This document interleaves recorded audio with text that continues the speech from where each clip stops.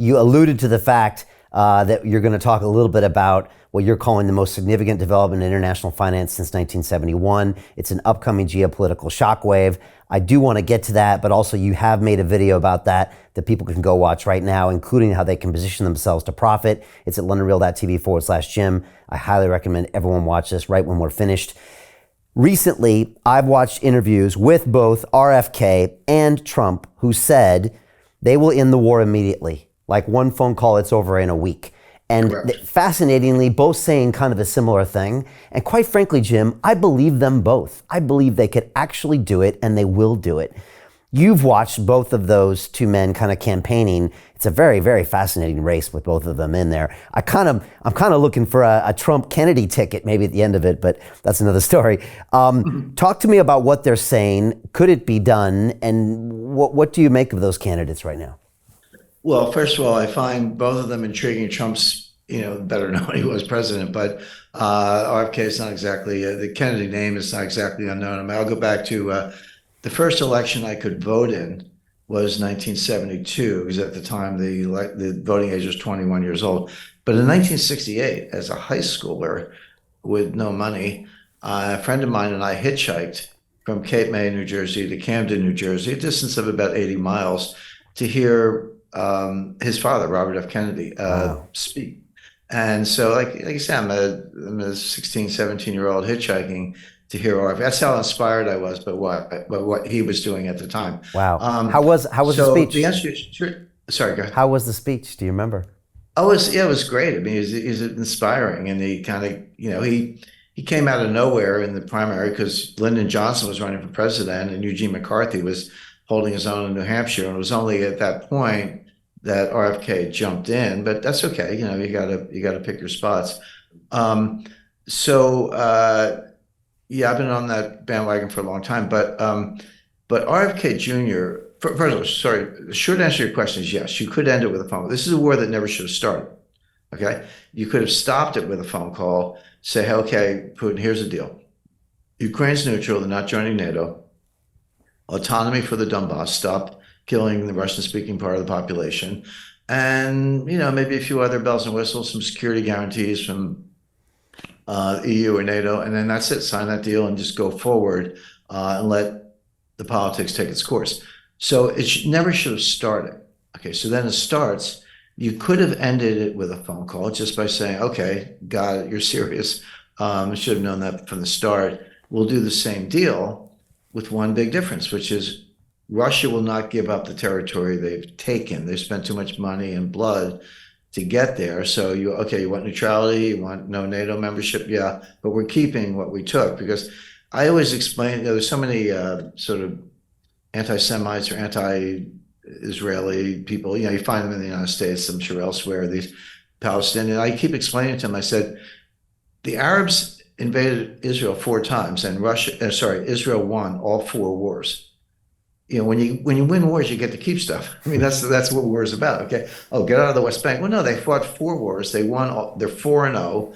The 2006 Hezbollah thing, you can call that a tie if you want. But 1948, 1967, 1973, and the Intifada, they won, and so they get to keep stuff.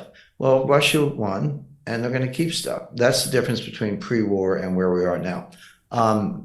And yes, you could do that deal with a phone call. You just tell Zelensky, you're signing this deal, and we'll let you keep what's left, but that's it. And if you don't, you're gone.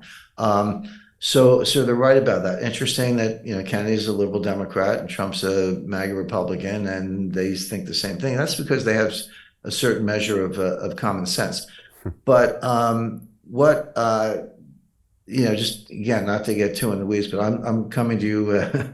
From New Hampshire in the United States. We have the first primary, and there's a footnote there. So historically, New Hampshire is the first primary in the country. It's a bellwether. It's where Eugene McCarthy, by the way, in 1968, he did not win the New Hampshire primary, but he got way more votes than anyone thought. And that led immediately to Lyndon Johnson withdrawing from the race, and then RFK jumped in.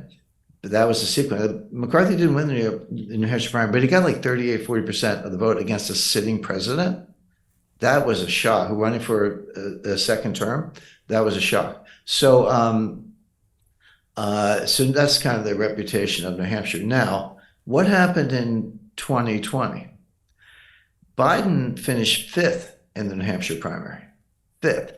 He slumped out of town. He was written off by the media. Okay, he's done. Let's look at Elizabeth Warren, Bernie Sanders, Amy Klobuchar. They were the people who finished ahead of Biden in the New Hampshire primary. What happened next? Well, the next primary is South Carolina, which is about 50-50 Republican Democrat. But if you take the 50% Democrat, that's about 80% African American. And their boss, their leader, is James Clyburn, who was the number three ranking Democrat in the House in the Nancy Pelosi days. And he was going to steer that whole state to Biden because the Democrats were scared to death that Bernie Sanders was going to be the nominee, and he was ahead at that point. So yeah, we got to flip this to Biden. We don't want Elizabeth Warren; she's nuts. So, but they had to get everyone else out of the way. So the phone calls were made. What happened the day or two before the South Carolina primary?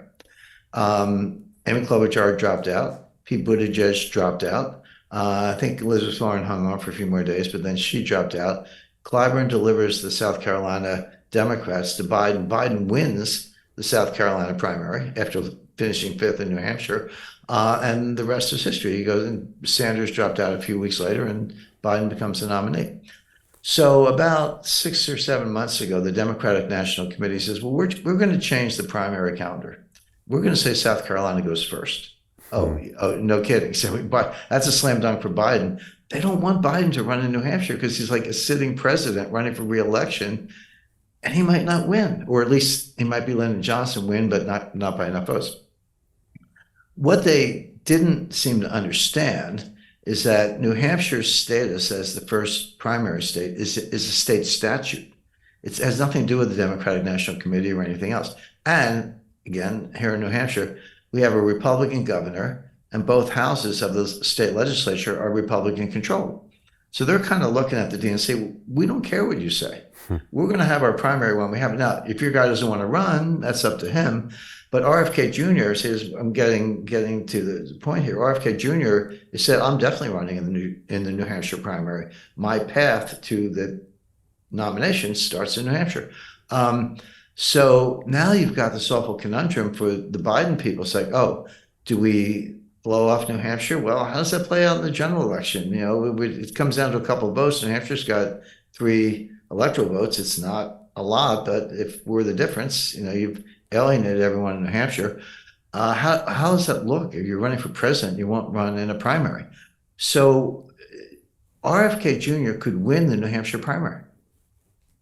And by the way, he's polling about 35%, like the Gene McCarthy level in 1968. That's not 3%, which all these other Republicans are. It was Trump's dominating. Yeah. RFK is polling around 35%. And if Biden doesn't run, then RFK wins the New Hampshire primary. I defy the U.S. corrupt media to ignore that. I mean, they might try, but then they're just lackeys of the DNC. So it's going to be a crazy year. And I would start there. So Jim Rickards has just recorded a video that's not available to anyone in the public, and he's going to be talking about how this upcoming recession is going to be fast, it's going to be bloody, it's going to be nasty. But at the same time, he's going to show you how you can position yourself to profit from all of this chaos. Now, we've made this video only available to our viewers. Go to londonreal.tv/Jim. Watch that immediately. I can't say enough good things about Jim Rickards. He understands the global economic system better than any guest I've ever had on London Real. His predictions are almost uncannily true, and you can learn how to profit from his vision, from his expertise, and his understanding of economics. So go to londonreal.tv/Jim or click the link below. It's an excellent, excellent look on what's going to happen in the future and how you can position yourself to profit from that. Jim is one of the best in the business, one of my favorite guests on London Real, and he's very, very good at predicting the future and showing us all to profit from it. So click the link, and I hope you enjoy. Hey, it's Brian Rose, founder of the DeFi Academy. I've told you my 4-week crypto bootcamp is amazing, but don't take my word for it. This is what my students are saying. The DeFi Academy was an amazing experience for me. It took me totally out of my comfort zone. In this course, I was challenged, I was held accountable, and pushed to do things that honestly weren't always easy. It's been phenomenal, and I can't believe we're already up on our 4 weeks. It has flown by. Going through this DeFi accelerator by far was one of the best courses I've taken. You do this course, you really get into the nitty-gritty of the activities that will make you comfortable with decentralized finance. Thank you so much to Brian and everyone at London Real and the DeFi Academy for even putting together an amazing course like this. Anybody else that wants to do it, please sign up. It is well worth the money.